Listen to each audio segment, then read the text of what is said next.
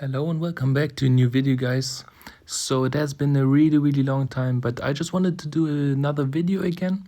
So today we're going to be looking at the deck that I've been practicing for the past couple of weeks and months, and it is this variation currently of bridge spam, which in my opinion is super solid, and I think you can learn like the most important things about Clash Royale, and I will try to explain it as best as I can so you can all try to use it. And it's also safe to use for like a challenge because it only has one hero, so it is really great to just practice in general. I'm currently top 1900 in the world, so not really too high, but I will be pushing, of course, a lot more in the next couple of days. We're just going to be looking at the last 3 games I played. I think those were really amazing. We had some mistakes, of course, as always, but I think you can learn from the mistakes even better than from the things I do right. So first of all, this deck is all about cycling in the back and reacting to your opponent. So for example, right now we're going to be trying to just play with a nice Royal Ghost in the back. Early play, forcing something out, always nice because the Royal Ghost always forces out a small tank. So in this situation, I know I can go for my Giant Skeleton. Giant Skeleton gonna get some really great value in single elixir because when he of course has no small tank and cycle, because then he's gonna be forced to go for a range or like a lot of distraction cards. So right there, he is still forced to go for a lot on the Dark Prince on the left, and he's also going to be forced to go for another Nado because I played my what is it called again? Jesus Christ, give me a second. The Mother Witch, of course. Now we're even gonna get, I think, the bomb on the tower there, and also immediately pressure opposite because I know he was pretty low in elixir because it was pretty much an equal trade on the right.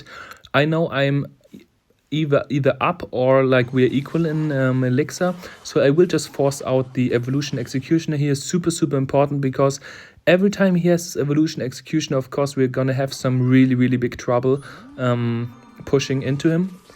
And of course with his deck, he has the Valkyrie. We're going to be needing to force out the Valkyrie and the Evolution Executioner every single time before we build up a big push. And of course he has the Rocket. So there's going to be like some mistakes, not really like mistakes, but like important things you have to know about like whether which opponent you're facing. So for example, against him, it's going to be super important that like with our deck, you of course usually want to build up like a fat push that he is not able to handle.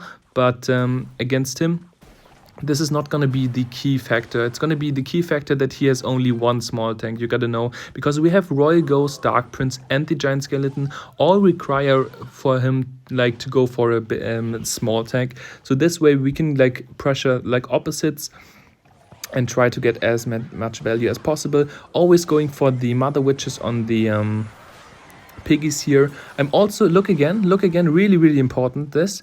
Because I know we cannot, like normally you would build up like a big push. If he does not have a splash, you can build up like with, if you just go for the Battle Ram on the left now, super fine. But right now, I know he has Valkyrie, I know he has the Executioner. It's not gonna go well if we go same lane. So we're just gonna pressure opposite again here. And I think, no, we're not gonna take tower here, but it's again gonna be a lot of damage. I don't know, never mind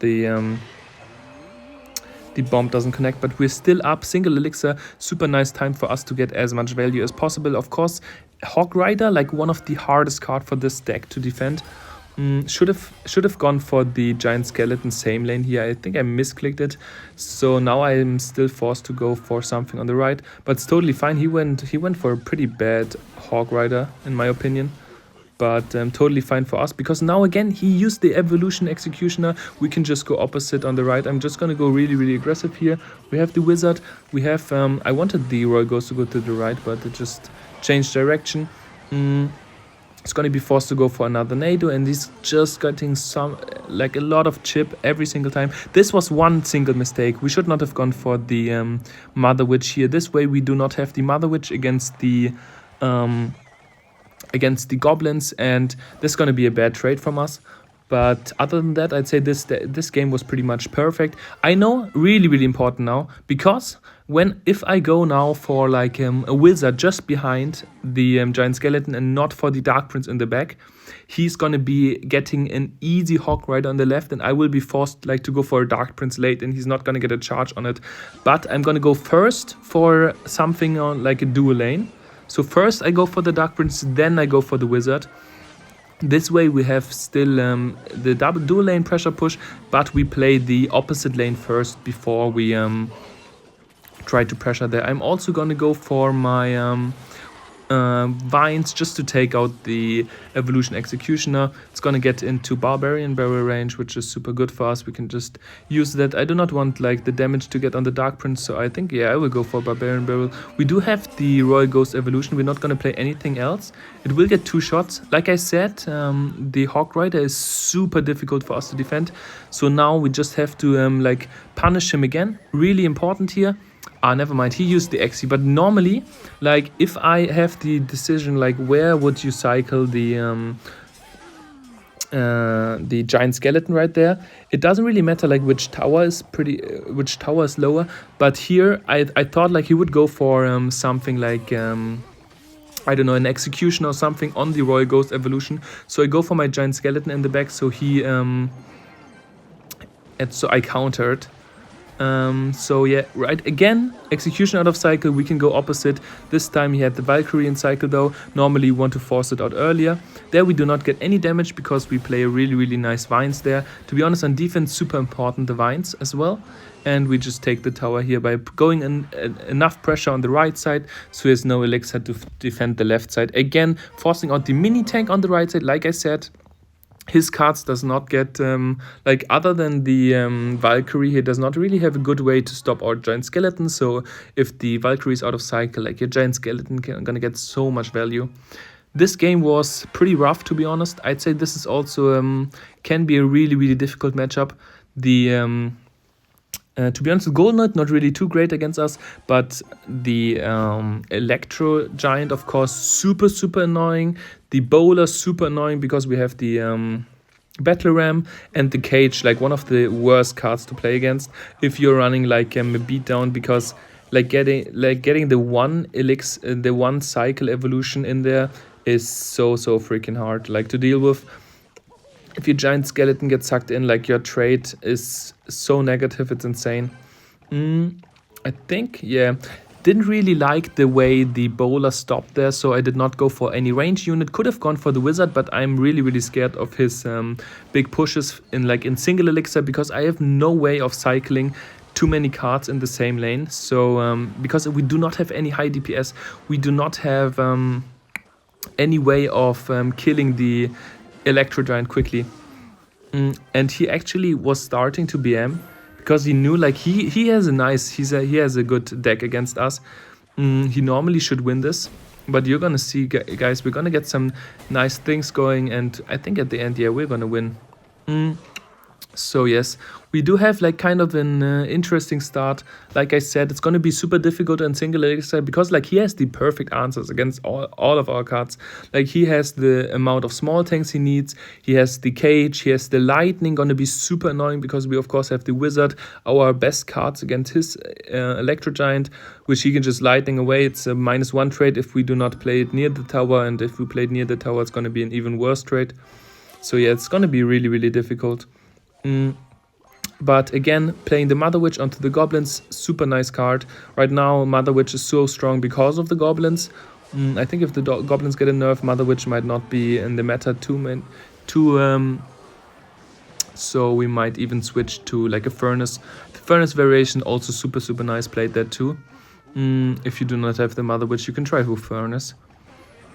Here again, I'm not gonna, really important, guys, if he plays a range card, there was a pretty bad Vines. I wanted to stop it like before it could connect, but before the Battle Ram got sucked in. But fortunately, like the time was a little bit off. They are super important. I did not go for the Wizard because I know he has enough Elixir and the Nado to go for something. But still, we're gonna get so much damage, and he thinks he already won. Look at this, we got 1.8 on the left side. It's gonna be really, really difficult from that on, but we're gonna manage. And as soon as I realize how to like cycle against him, it's getting so much easier, so much better. So right there, I just cycled Wizard on the right side. I do not have any better hand. I would say, like, one of the most important things I gotta say, like, real quick, is that every time, like, you watch a pro or you watch anybody better than you, I would say don't try to copy their moves, but try to think what they think in this situation. For example, right now, like, normally he has lightning, I have wizard. I will never cycle my wizard in the back. But of course, in this situation, like, I do not have a better hand. I cannot really like go for anything else in that situation. I do not want to waste my evolution battle ram right now. It's not the situation for that. Barbarian barrel would be pretty wasted. He can just get a counter push. Vines, of course not. So wizard is here a good option, or at least the best option. I'd say the most important thing about Clash Royale is, guys, always getting the best out of all your situations. Doesn't matter if it's like the perfect play you were hoping for. At the end, if you get nearly every perfect situation of the game, you're gonna win. And here again, not getting too much value, just a little bit of chip. And he's already calling it a good game. He thinks he won.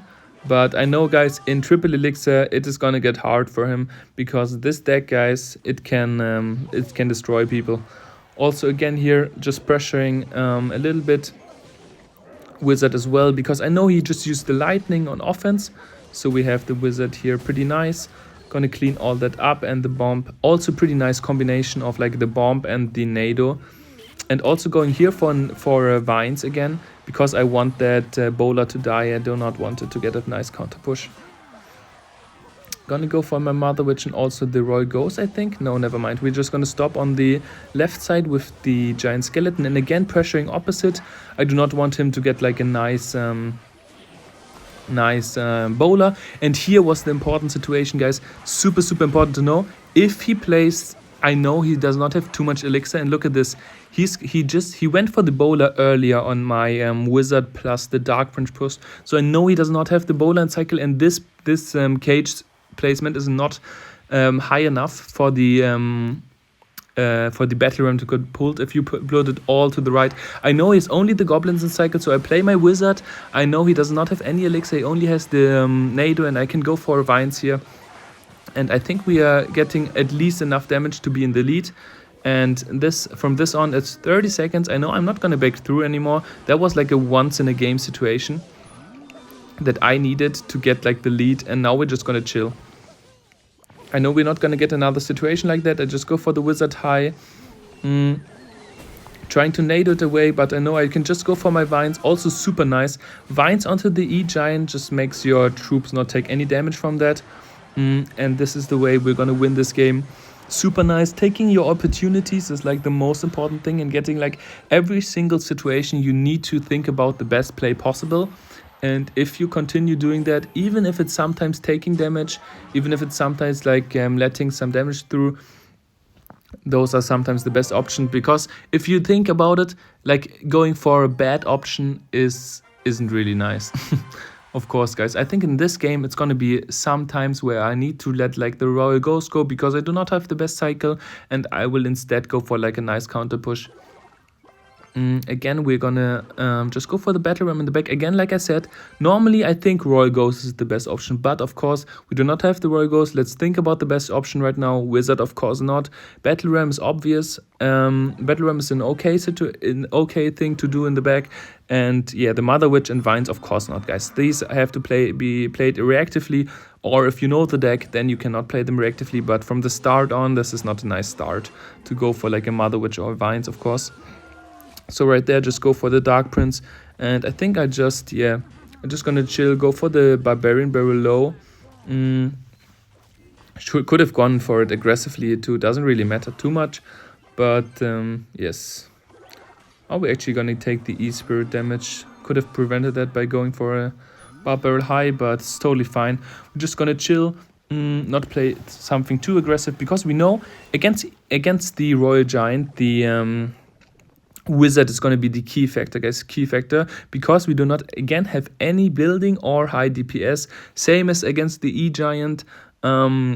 like your wizard in this matchup is going to be super nice. He does have the fireball, but he does not have like a log, so he's not going to be able to kill our wizard in our half completely. So when he goes for the royal giant, you can just go for the wizard like in the middle and activate the ability, and you're going to get a pretty nice option.